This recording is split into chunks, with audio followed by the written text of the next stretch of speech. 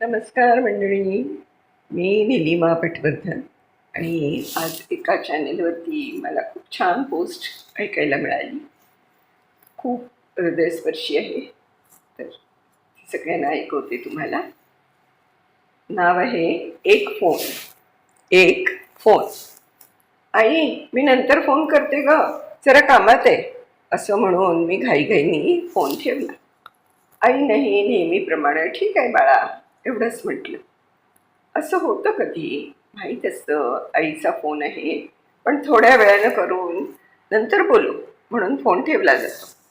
दिवसभर ऑफिसचं काम, घर, मुलं, स्वयंपाक, बाजार या सगळ्या धावपळीत वेळ कसा गेला ते माझं मला कळलंच नाही. एक काम संपलं की दुसरं समोर तयार असायचं. रात्री जेव्हा सगळं आवरून मी बेडवर पडले तेव्हा अचानक मला आईची आठवण आली. अरे रे, आईला परत फोन करायचा राहिलाच की. मी घड्याळाकडे बघितलं तर रात्रीचे 11 वाजले होते. जाऊ दे, आता आई झोपली असेल, उद्या सकाळीच करते असा विचार करून मी झोपून गेले. कारण आपण नेहमी आईला गृहीत धरतो. कधी कधी काही फोन कॉल पण सामान्य समजतो. दुसऱ्या दिवशी सकाळी उठून मोबाईल हातात घेतला तर त्यावर आईचा एक छोटासा मेसेज होता. बाळा, कशी आहेस? वेळ मिळाला की फोन कर. तो मेसेज वाचून माझ्या मनात कुठेतरी काहीतरी हल्लं. आईला माझ्याकडून काही काम नव्हतं, काही मागायचंही नव्हतं. तिला फक्त तिच्या मुलीचा आवाज ऐकायचा होता. मला स्वतःचीच थोडी लाज वाटली. दुपारी वेळ काढत मी लगेच आईला फोन लावला. हॅलो आई. माझा आवाज ऐकताच तिकडून एकदम आनंदी आवाज आला. अगं बाळा, कशी आहेस? फुलं कशी आहे? जेवलीस का? आई एका दमात सगळे प्रश्न विचारत होती. मध्ये आईला अपडेट द्यावे लागतात. मी हसून म्हणाले, आई तू आधी श्वास घे. त्यावर आधी आम्ही दोघी नापासून हसलो. त्यानंतर पुढची 15 मिनिटं आमच्या गप्पा झाल्या. काही विशेष विषय नव्हता. गप्पा अगदी साध्या होत्या. घरच्या गोष्टी, शेजारच्या काकू, खिडकीचे नवीन पडदे, मुलांच्या परीक्षा, थोड्या जुन्या आठवणी. फोन ठेवताना आई म्हणाली, आज मला खूप बरं वाटलं ग.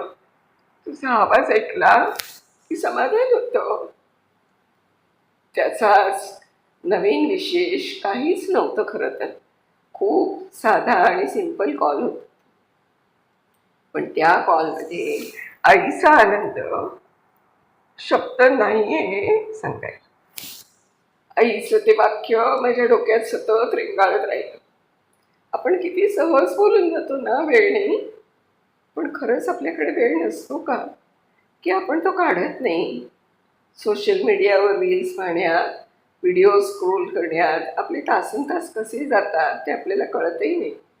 पण आपल्या हक्काच्या माणसांशी 2 मिनटं बोलायला मात्र आपल्याला वेळ मिळत नाही.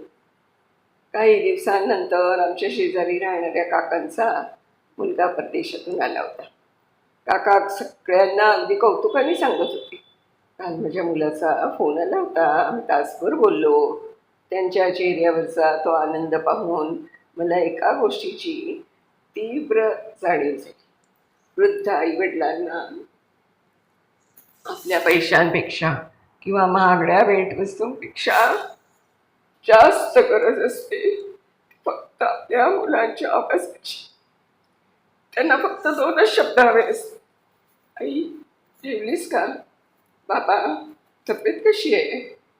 एक दिवस संध्याकाळी माझा मुलगा माझ्या शेजारी आला आणि म्हणाला, आई, आजी तुला रोज फोन का ग करते? मी त्याच्या डोक्यावरून हात फिरवत म्हणाले, कारण तिला माझी काळजी वाटते. त्यावर त्याने विचारलं, मग तू आजीला रोज फोन का नाही करत? मुलाच्या त्या साध्या निष्पाप प्रश्नानं माझं मन हलवून सोडलं. खरंच आपल्याला जीवापाड प्रेम करणारी ही माणसं आयुष्यात कायमची नसतात. पण आपण मात्र ती नेहमीच आपल्यासोबत राहणार आहेत अशा थाटात जगत असतो. का? कारण कधीतरी शेवटचा कॉल येणार आहे.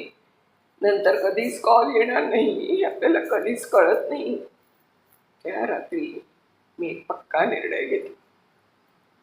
दिवसातून अगदी रोज नाही जमलं तरी एक दिवस आड का होईना मी आईला फोन करणारच. फोन करून काही मोठ्या गोष्टी नाही बोलायच्या, फक्त प्रेमानं विचारायचं, कशी आहेस आई. कदाचित ती दिवसभर या 4 शब्दांची वाट पाहत असेल. आजकाल आपल्या सगळ्यांच्या हातात महागडे मोबाईल आहे, पण मनापासून होणारे संवाद खूप कमी झालेत. मेसेज करणं सोपं असतं, पण आवाजातली ती माया, ती आपुलकी कधीच मेसेजमध्ये येत नाही. म्हणूनच आज जर तुम्हाला वेळ मिळाला तर नक्की एक फोन करा.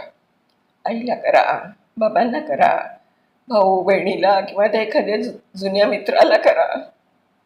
कारण कधी कधी एक फोन म्हणजे फक्त टाईमपास नसतो, ती काळजी असते, ते प्रेम असतं, ती आठवण असते. तुमच्यासाठी तो कदाचित फक्त 2 मिनिटांचा एक साधा फोन असेल, पण समोरच्या व्यक्तीसाठी तो त्यांच्या संपूर्ण दिवसातला सर्वात आनंदाचा क्षण असू शकतो. जमलं तर आजच फोन करा. खूप छान लिहिलंय. सौ तृप्ती देव यांचं लिखाण आहे. खूप छान लिहिलंय तृप्तीताई तुम्ही. अगदी मनाला भावलं. खरंच आपले आई वडील, भाऊ भावंड, आपले मित्र मैत्रिणी यांना आपण खरंच फोन करावा. कारण मेसेज करणं फार सोपं असतं, किंवा मेसेज नुसते इकडचे तिकडे फॉरवर्ड करणं हे फार सोपं असतं. पण आपण स्वतः फोन करणं, 2 वाक्य 4 वाक्य का होईना प्रेमाची बोलणं फार महत्त्वाचं असतं. त्यामुळे नातीचे संबंध अगदी टिकून राहतातच, परंतु जो आपलेपणा त्यामुळे वाढतो ना, तो खूप महत्त्वाचा आहे. तृप्तीताई, खूप खूप धन्यवाद. खूप छान पोस्ट आहे. श्रोत्यांनो, माझ्या या अभिवाचनाला तुम्ही भरभरून साथ द्याल अशी अपेक्षा आहे. खूप लाईक करा, खूप शेअर करा ही पोस्ट, आणि माझ्या गप्पा गोष्टी या चॅनलला सबस्क्राईब पण नक्की करा. तुमच्या प्रतिक्रियांची मी वाट बघत आहे. धन्यवाद.